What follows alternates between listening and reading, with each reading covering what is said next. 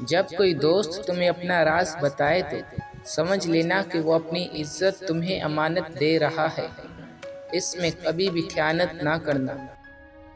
وقت اور دولت دو ایسی چیزیں ہیں جو انسان کے اختیار میں نہیں۔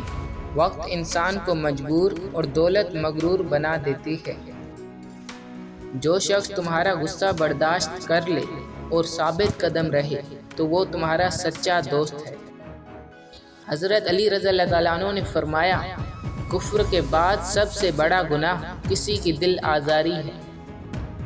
کسی کا عیب تلاش کرنے والے کی مثال اس مکھی جیسی ہے جو سارا خوبصورت جسم چھوڑ کر صرف زخم پر بیٹھتی ہے۔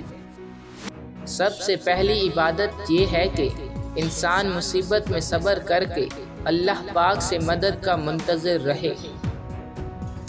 3 چیزیں ایمان کو تباہ کر دیتی ہیں۔ نمبر 1، امیروں کی محفل۔ نمبر 2، عورتوں کی صحبت۔ نمبر 3، جاہلوں سے بحث۔ 100 دوستوں سے بہتر وہ ایک دشمن ہے جو دل میں نفرت تو رکھتا ہے لیکن منافقت نہیں۔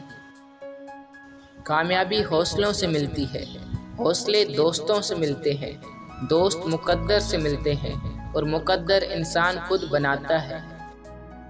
جو ذرا سی بات پر دوست نہ رہے وہ دوست تھا ہی نہیں، اور جس کو ایسے دوست کی تلاش ہو جس میں کوئی خامی نہ ہو اسے کبھی بھی دوست نہیں ملتا۔